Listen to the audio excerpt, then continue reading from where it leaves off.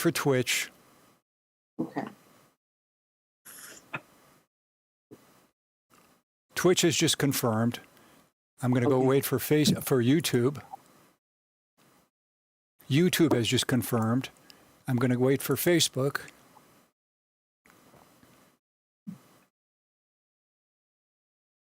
Facebook has just confirmed. Okay, do you have your timer set, Deidra? Yes. You got it set for 58 minutes? 55. 55 is good. Okay. Okay. So what you should do, start the timer. Okay, start it. And when you clap your hands, you will be on the air.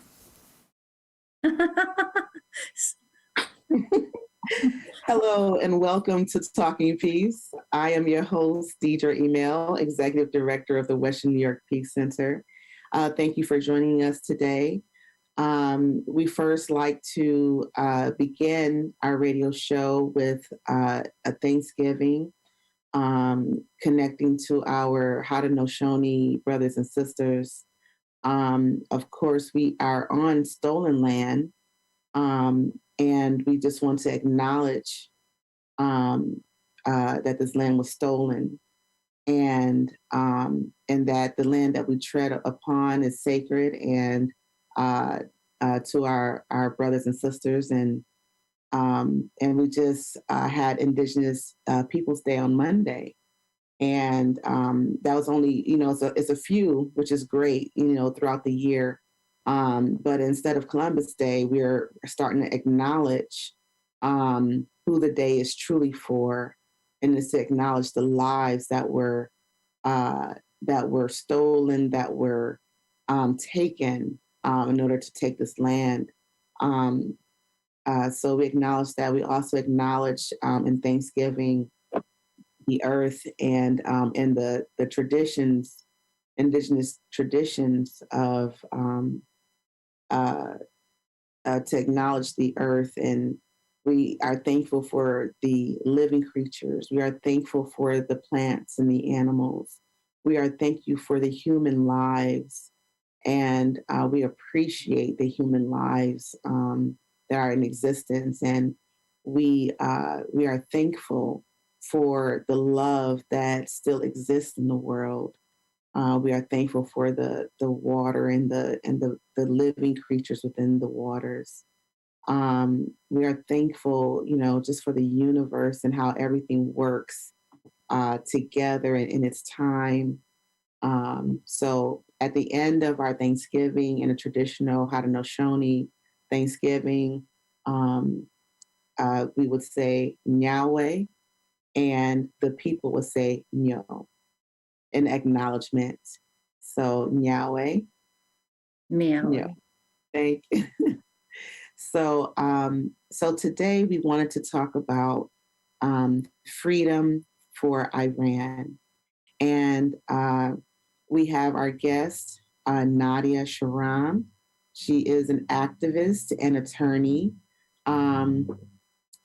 here in the United States and in Buffalo, to give us more information about, what's going on presently in Iran, and some of the protests. Give us more information of what's of the protests and the present situations. We also like to thank Richard Ricca, our producer. Thanks, Richard. And WNY 91.3 FM for just being consistent and keeping our show on. So let's get right into it. Freedom for Iran. Nadia, will you tell us more about yourself and your background? I was born and raised in Iran. And when I was a teenager, about 15, 16 years old, the family decision was for me to come to Western country, United States, and continue with my studies. And I, at that time, I wanted to become an investigating journalist. So Barbara Walter, I had seen her on TV when she had come to Tehran to interview the Queen and King of Iran at that time. And as a child, I just fell in love with her job that she interviews these kings and queens and tells their story. And I am the fourth oldest one from the top out of 6 sisters, 6 girls in my family. And my parents being educated, and my father was also a journalist, and they allowed me to come here, but we didn't have any families at that time in United States. So I was sent to Canada because I had an uncle in Canada at that time. And then in 79, when revolution happened, where president at that time, Iran was under monarchy, and Shah Pahlavi was toppled by the Islamic Republic at that time. And I was sent again. My family decided for all of them to move to United States. So I finished my high school in Toronto, and I came to the closest and to the most fabulous and friendliest and city of wonderful, wonderful neighbors in action. I moved to Buffalo. And then I went to UB and finished my undergrad and my graduate studies. When I knew I cannot become a successful media person, journalist, because of my accent at that time, there was nobody with accent on TV at that time. And so I changed the careers and I became a lawyer. Well, I think that's just still a wonderful, wonderful career, one way or the other, because you get to tell people stories. Mm-hmm. Even as a lawyer, you have to tell, the person you're defending, their story, and help people to see the humanity, of others. And show other, just points of view. And so I think it's, 2 very important jobs. Mm-hmm. Well, I am very happy with my choice because I am a mediation attorney, and I do resolve issues right in the privacy of my office, with people directly, instead of going and fighting in courts, which I think only criminals should go to court and not families, not when it's matter of relationship between different family members, in particular husband and wife. But I have to say that my studies at UB Law School and combined with my mother and both my grandmothers as activists at their own level, at their own communities, then in Iran, made me who I am today, made me to care about human and humanity, and to be very active in the community. And I get involved in many causes because I truly believe that it is my civil duty that I have to get involved and help as much as I can. And let me ask you this, and excuse my ignorance. I noticed that you said, you had 6 daughters, 6. You have 5 other siblings. Yes. Right. Wow. Now I know that different places, and I can't say, like which countries which at the moment, but I know have certain views on women in education or becoming educated. So what is the views of Iran, if you can tell me, and what was the views of your family, back then? Was it in sync, or was it quite different? Well, when I was growing up in Iran was a secular country. And I was from a middle-class family. My mother for that time was educated not so much through schooling, because she was married off at age 15, so she was, I believe, maybe the 8th grader when she was married off. But she taught herself, I would say, more than what perhaps she learned up to 8th grade. She was an avid reader. She was a writer, and she truly believed in women's liberation. My dad, definitely a feminist, and so we were not, perhaps, and I underline perhaps, not a typical family where having 6 girls was perhaps created a little bit of discomfort, especially for my mom, but not so much for my father. And one of the reasons that I was able to come here was that my parents recognized that I really want to become a journalist, and their dreams and my dream was to become Iranian Barbara Walter and go back to Iran. And then the revolution happened, and this didn't happen. So I just stayed here, and then they all moved here. Wow. Okay. That's very interesting. Just, telling your story. If I may give you some statistics, because you asked about if girls perhaps are more educated or not. I think that when I was growing up in Iran, perhaps for higher education in universities, it was 50-50, because to be educated for female is extremely important among Iranians, and they practice that. I practiced that with my own 2 daughters, and of course my mother practiced that with 6 of us.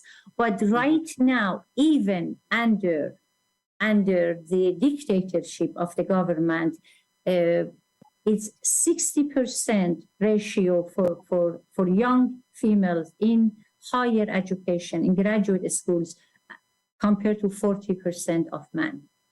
Oh, wow. Okay.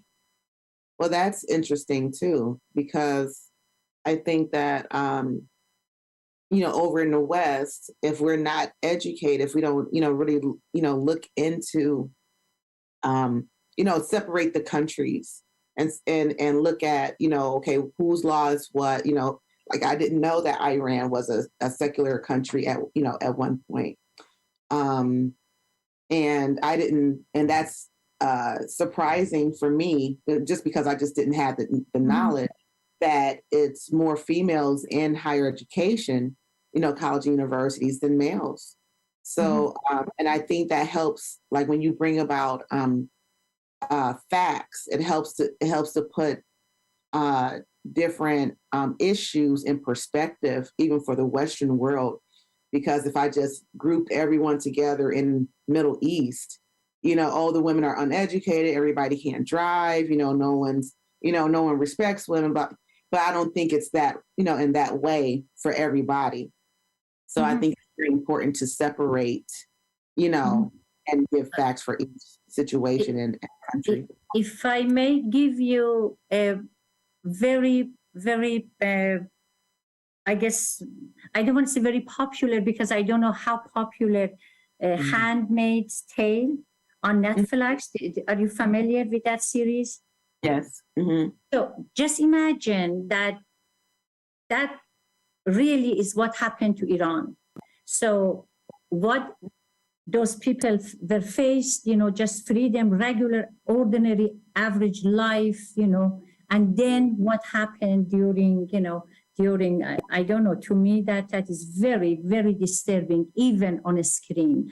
But that is really closer to what happened in 1979, when Iranian revolution against the monarch of Pahlavi regime just took a twist, and it was more like a Islamic government, Islamic Republic, robbed the coup d'etat, robbed the revolution from the people.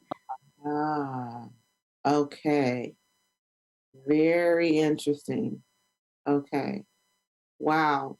So now we come to the today, and how would you describe the present situation and why the protests? So since the revolution of 79, until 79, Iran was a socially democratic country.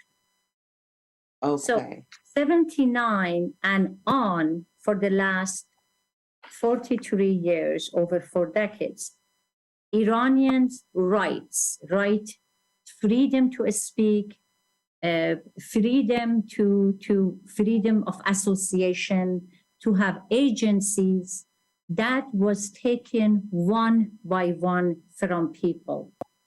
But what women have lost is by far greater than what men have lost. And one of the main things that has been fought number of times in public is this mandatory cover. So this is a very strict dress code. As I just said a few minutes ago about the popular show of Handmaid's Tale on Netflix, that all the women have to appear certain way in public, and all the educated women who were in high positions, if their point of view was different, even slightly from that of the government, then they were set back and they were demoted and they were put in prison. They were pushed back so much that women had no choice but to resign from that position. We had judges, we had several ministers that were female, we had women in the parliament, in the Congress. So everything just changed, but it wasn't an overnight change. It was slowly that rights were taken away. And the basic thing, how to appear for women in public, a strict dress code made itself after 5 years into criminal penal code, which means that you cannot appear in public without that dress code or you be arrested. And so the morality police were created. And this morality police, they walk around in public and they have the right to stop, detain, harass, and arrest also women, individuals who are walking. And sometimes for as it was the case with Mahsa Amini in September 16, that the reason was her scarf was not tight enough. Some of her hair was shown. Oh, wow. So her scarf wasn't tight enough to cover around, was it also around the neck type of hijab? So it wasn't that she was not, she was not dressed properly as they had reported it, because there are so many pictures of her. She was visiting Tehran with her brother, and she was just, the knot on the scarf was not enough, was not tight enough. So that shows that they could arrest you for anything. So she wasn't a citizen. She was actually visiting the country. She was visiting from another province, from Kurdish province. Kurdish, okay. Wow. And so it wasn't tight enough, so she was detained. And then how was she with the morality police? Does it go through the same type of court system? No. Or how is it? How is she deemed criminal? So when they arrest you, these morality police, they usually are in a group of 3 to 6 or 7 people. And some of them are female, fully covered, and they approach the girl, and they're always surrounded by male. And these males, usually they don't carry guns, but they carry batons. And there are videos that she was hit several times on her head. And that is what usually they do, because women resist arrest, because if you are taken, sometimes that's it. You know, your family, they do not find you, they don't know of your whereabouts, and they may just receive a call that go and pick up the body of your daughter miles down the residence. And that has been happening, by the way. And you know, I myself, as an Iranian citizen here, as mother of two daughters, I have been crying. And before, when I speak, like last couple of weeks, I couldn't speak without stopping and sobbing. But I have gone through what my Iranian sisters have gone through in Iran. Is like crying is enough. We have to call for action. We have to see how we can prevent this from happening to our other girls and sisters. And since then, 150 other youngsters, all teenagers, have been murdered. Wow. Wow. So, and they have been murdered for the morality codes. So now they used to have batons only. They used to have tear gases, and they used to just drag, pull hair. Hair is very important, I guess, in among Islamic countries. And that's why you see that women are cutting their hair to show defiance with the government. And also they are burning the cover. They remove the cover in public and they burn it, even though they are well aware that this could be punishable by death. But they cannot stop this public mourning any longer. So what started as a innocent piece of cloth, because they say that, you know, they don't want to be covered, right? Slogans from freedom and no compulsory hijab. So those were the beginning of the slogans. And shortly thereafter, it has changed drastically to death to dictate. Wow. Because after, what my friend always says, it's about the dishes, but it's not really about the dishes. Like when, you have people arguing about something that seems so trivial. It seems so trivial. Excuse me. We're really looking at a larger issue, and what is the root of this issue. And I know for some women, from what I've seen and talked to different women that will wear the hijab, they will wear the niqab, and so on, the face covering, and they would say it's freedom, for them. It's their choice, usually, or, in their tradition. But, I've heard, on both ends, like where it's not it's not a captivity to wear a hijab for many women. Why do you think it went to dealing with the dictatorship? What other laws and other issues do the Iranian women deal with that are unjust?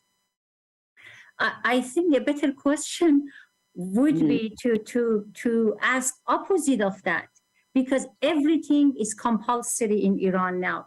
Iran is a rich country. Iran is a wealthy country, but now 80% of Iranians are living, they are in poor conditions living. but the 20% percentage that are with the government, morality police, and the police around the morality police, and the people who are in direct connection with the supreme leader, with the president, the 20%, they are holding all the money, and they are living very lavish lifestyle, and their children are in United States, in Europe. They are buying these $1 million worth of homes all over America and Europe.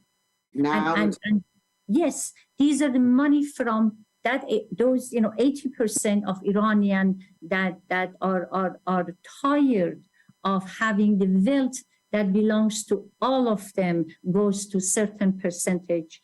And so it's compulsory hijab is really not a trivial thing, Put it in the context of compulsory everything.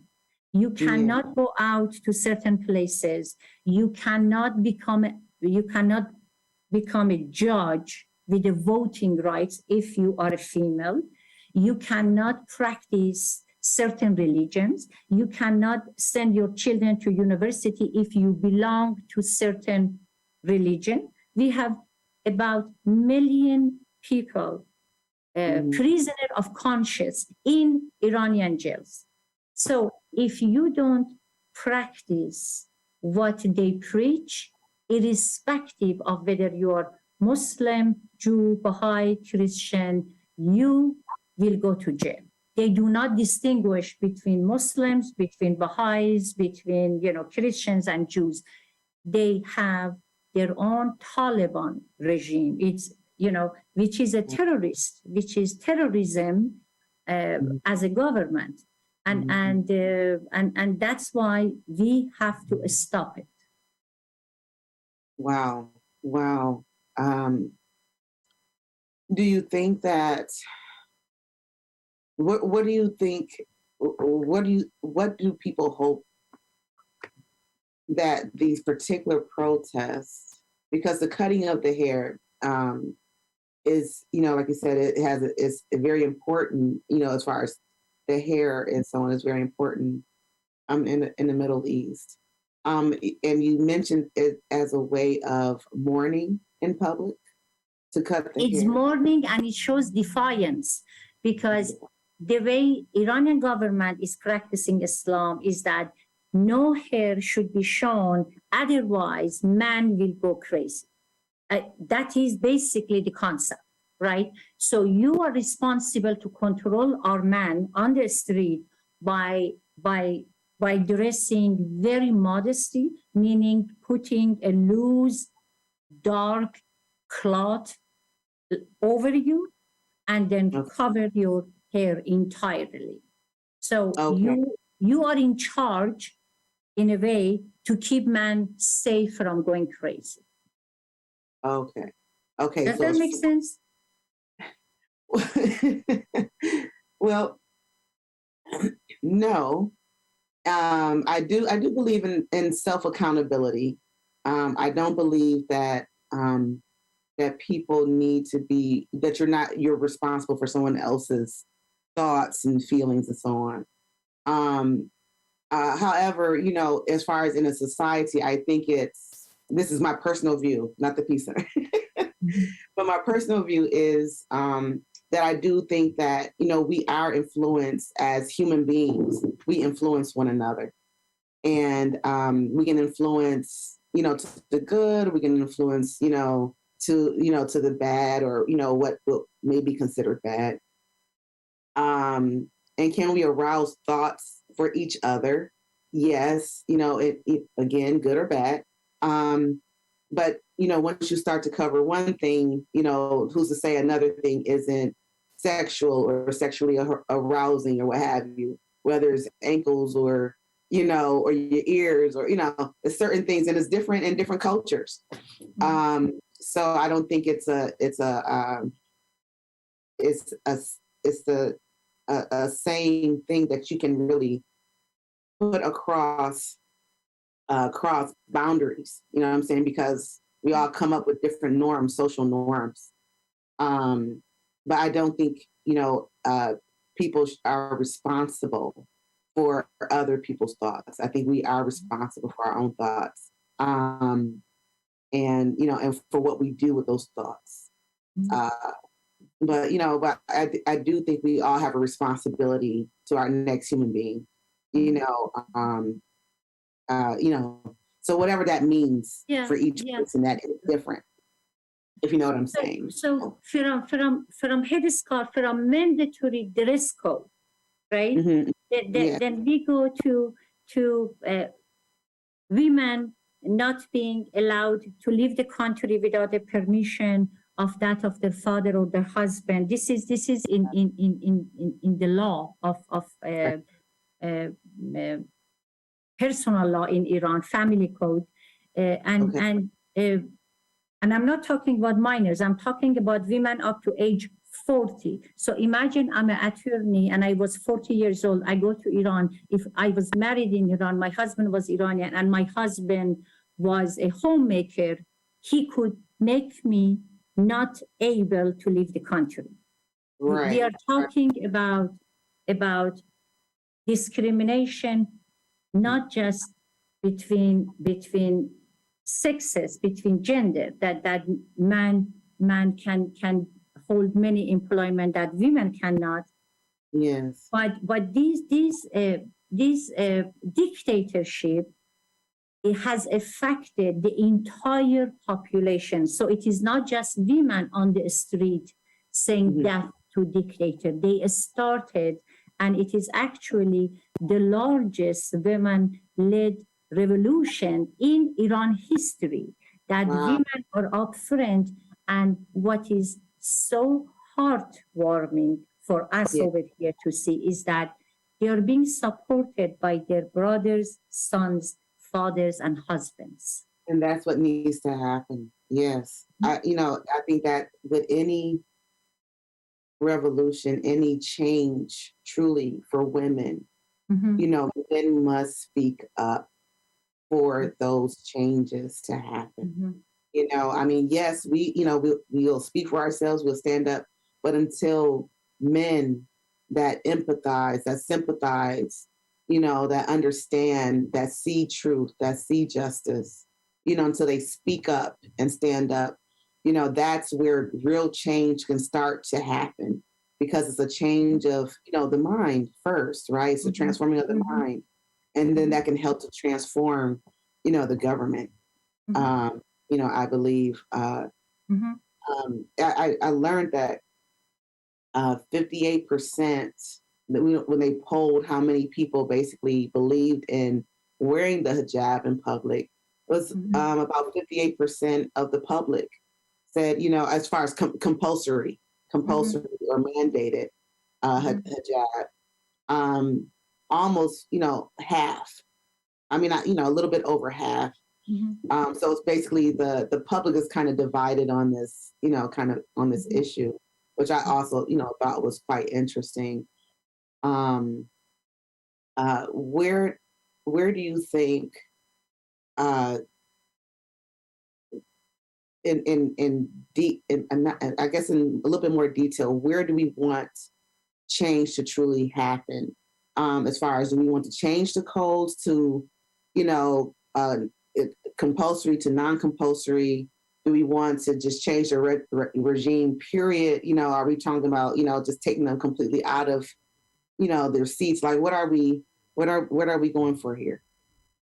I think what started about now 4 weeks ago, perhaps over 3 weeks ago, that was compulsory hijab, and then being affected by economics, right?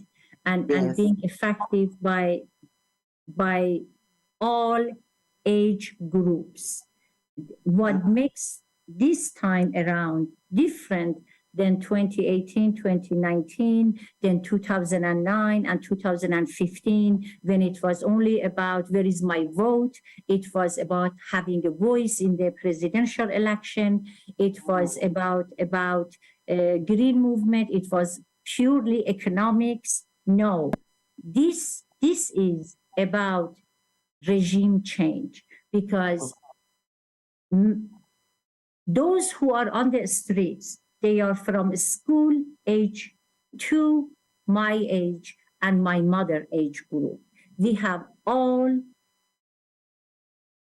ages on the street, and their uniform in saying enough is enough, because there is no future for these youngsters. The future is very bleak for them. So they are saying we have nothing to lose. Okay. For over 4 decades, they listen patiently to the supreme leader that it is America's fault, it is Israel's fault, it is other countries' fault, but mainly United States. We are we are like the all go. You know, when anytime anything goes wrong, America is to blame and Israel is to blame. Now, these are the same children who were born during this dictatorship, and now they are realizing that they cannot continue life this way. And that's why now it has become from where is my vote, from hijab, compulsory hijab, from economic issues, it has become, this is it, we are not going back. And they are asking for regime change. So if they change the regime, what are they changing it to? What type of government? What type of economic system are people protesting for? The only thing right now that people can see in Iran, and if there are things going on behind doors, you know, among these different groups that you and I are not aware of, the only thing that people are certain is that they are asking for a regime change. Okay. And because Iran is a wealthy country, because Iran is the fourth producer of oil in the world, and we have rich minerals, we have gas, and we have a very educated population. And 80% of people are under the age of 22. So it's a very young country, and it's a very, very energetic country as well, because they believe in education, hard work and education, and they want to have a good life. So we don't know what kind of regime change is going to take place, whether the previous monarch family, because his son, who was going to inherit the monarchy, he's here in United States. He's an attorney, and his wife is an attorney, and they do have quite a bit of population who are supporting them also in Iran. But he does not wish to return unless there is more support for him among people. Again, because I believe he's a human rights attorney. Okay. So right now, I have to tell you that whomever I have spoken to and whomever I have heard on TV, they're saying anything is better than theocracy. Anything is better than dictatorship, whether it's going to be presidential, without having the mixture of secularism, with the church, without having that kind of a regime. They want democracy. And again, people are right now fighting, and they are giving their lives to get rid of this present government. And anything could happen. Are you worried that because you have people that are around the world, including here, that are reactionaries? Something happens, even though it's something bubbles up. It's always an issue, but now it has bubbled up to the top. And now people are in the streets. But you have many people that are just reacting, but don't have a future plan. Are you concerned with, because you don't have an idea about the regime that you want, or the type of government that you want, to take place? Are you worried that basically it'll just be a change of dictatorship and not necessarily, more of a democratic or, whatever that the Iranian people are looking for? Mm-hmm. You don't have a plan. Yeah. Go ahead. So I think from sitting here talking with you, I'm saying that I don't see a plan that is being advertised, right? So there are things that could be happening that you and I are not aware of. But Iranian, they have lived in democracy and they want democracy. They do not want theology. They do not want mixture of church and government.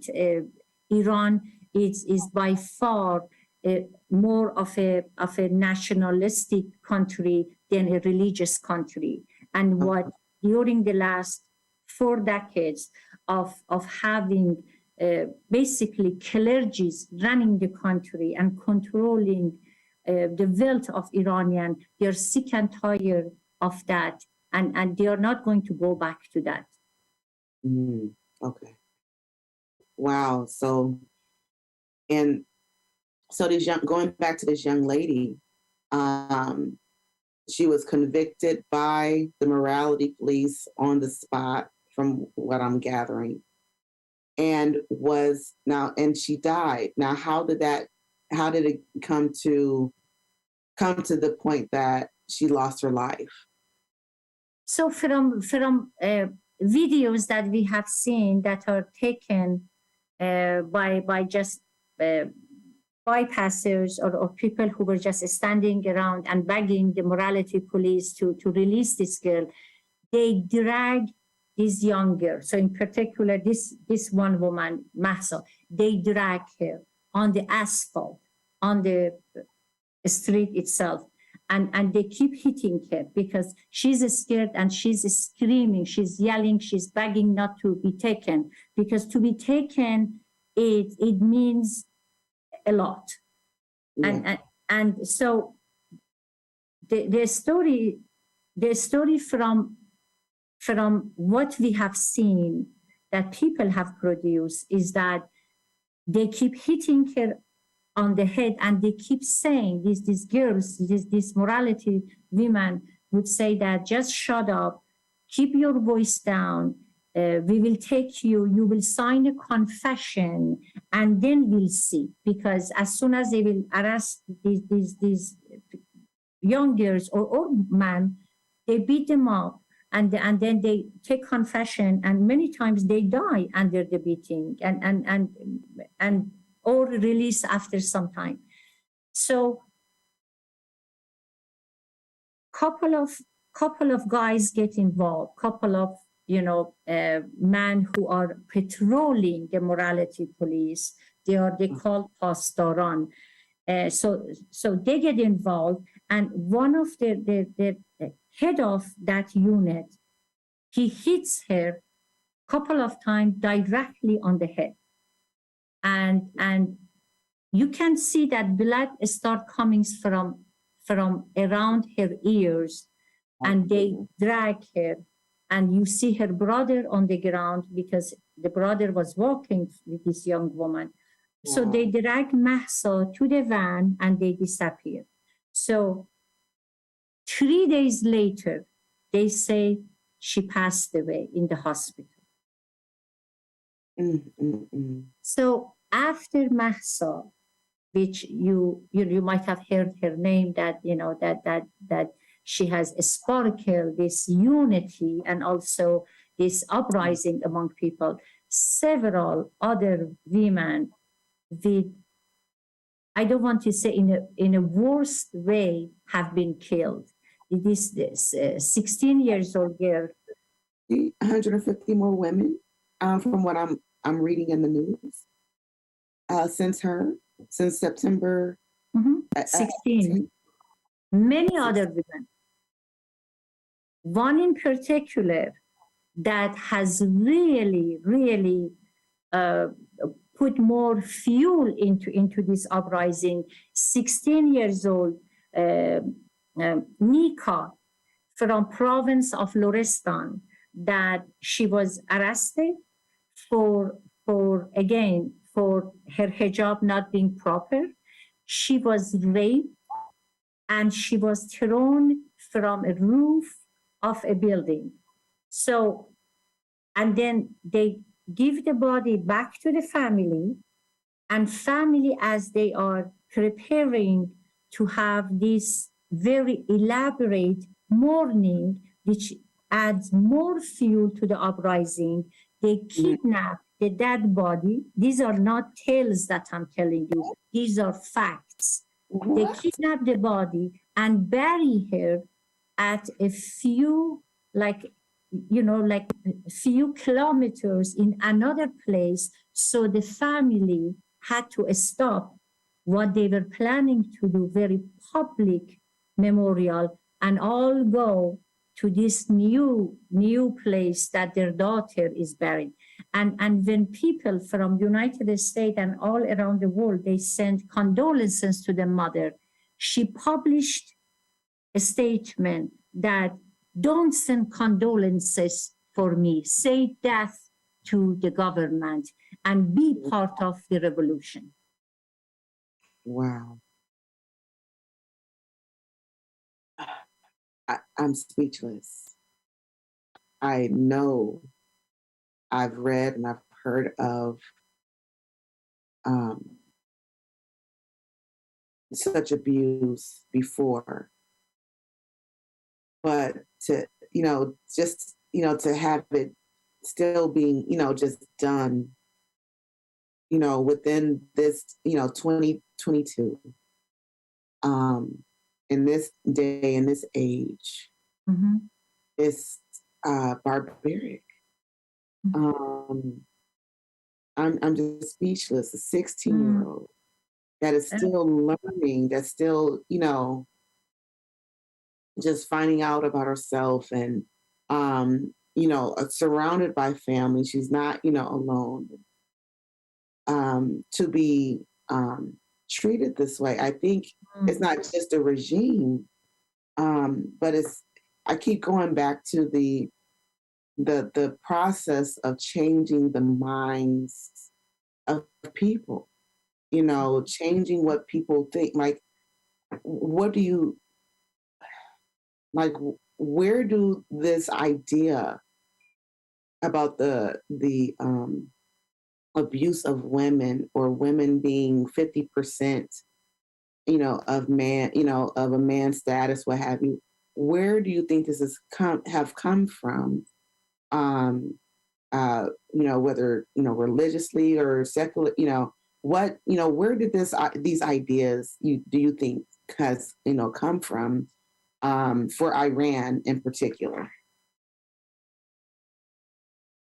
The idea of patriotic, right, is under the government of Iran, under the Islamic regime, Iran has become, the government has become a misogynistic and patriarchal dictatorship.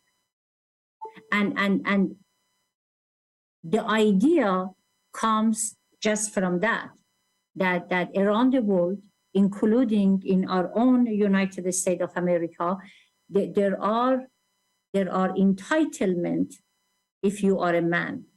So the idea of inequality between the sexes is universal. And when there is a corrupted government installed in a country, it affects women more than affects men. And misogyny is part of the culture. And if we say that the Islamic government, they say they are practicing Islam, they are not, because there is nowhere in the Holy Book of Quran that one can point to, and I'm talking about the Quran, the actual book, not the interpretation, not the translation, There is no place in the Quran that says to treat your women so poorly and badly. Compulsory hijab does not exist in Islam. Okay. And that's what I've heard, before. So yes. Okay. I'm sorry, continue. Yeah. So modesty in your appearance, yes, that exists in Islam. And that refers to what you were saying before about hijab, that it's the individual responsibility. Mm-hmm. So based on my reading as a Muslim feminist, it's in line with humanity, with human rights. I look at human rights, then I look at different verses in Quran for interpretation. I am not going to look at Quran and interpret it based on 6th, 7th century of Arabia. I am going to interpret it based on the standard of human rights that we have. And we should practice human rights regardless of what religion we may practice. Mm-hmm. Wow. I think this is a great discussion. I really appreciate you, being on with us today. Today. Now we just recently had a protest. We're coming to a close, but you recently had a protest this past Saturday. Mm-hmm. Can you tell us more about what you plan on doing going forward and how people can support and join in? Mm-hmm.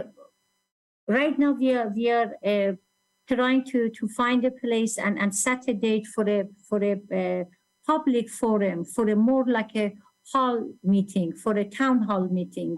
We want to have our representatives, and we want to have our Buffalonians, whether they are originally from, with the Iranian background, Iraqi background, Afghani background, or from Cheektowaga. We want public and we want our representatives, because yes, it is good to raise awareness. Yes, it is good to appear in different rallies and to say the slogans that my sisters in Iran are relying on, such as freedom to women, right?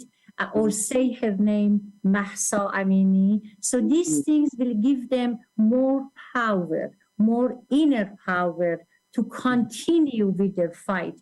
But we have to also push through our representatives for a change from our American government towards a dictatorship. We do not want to support a dictatorship. We want, the same way that we push for democracy in our own country, we also want to push for democracy outside of our country. And if we stop supporting the dictatorship, is not going to last. We should not allow the president to come here and criticize us and our president here. We should not shake hand with murderers, right? They are murderers. They kill innocent people in Iran, and then they come here and talk about human rights violations. I see. Yes. Now, how do you have a website or a way that people can get into contact with you? My website is attorneynadia@gmail.com, and this is the best website to get me. And there is no time to talk about. I do have coalition for advancement of Muslim women, that I do help with a scholarship for Muslim women. I do support different causes right here in Western New York for Muslim women. But this is a unique tragedy that we have to take care of right away. And if public is interested, I am very active, and I would appreciate it if we have more people joining us, joining the struggle for women, for Iran, for freedom for Iran. Very good. So if anyone is interested, please email Nadia at attorney Nadia. Nadia is spelled Nadia @gmail.com. You can also reach us at the Western New York Peace Center at WNYPeace.org. If to help you get in touch with Nadia as well. And let's look forward to the town hall meeting to see how we can support our sisters in Iran from Buffalo, and how we can even support the Iranian families here in Buffalo as they support their families across the seas. So we are coming to a close. I'd just like to say thank you all for listening to Talking Peace. We have been talking peace with Nadia Shahram, activist and attorney, and talking about the freedom for Iran. Remember our annual dinner is coming up. Our 55th annual dinner is coming up November 11th. We have our guest speaker, Leah Penniman of Soulfire Farms coming in. So go to our website, WNYPeace.org, to learn more about our dinner, how to support food security and peace and environmental sustainability. So until next time, be in peace inside, in your heart, in your community, in your families.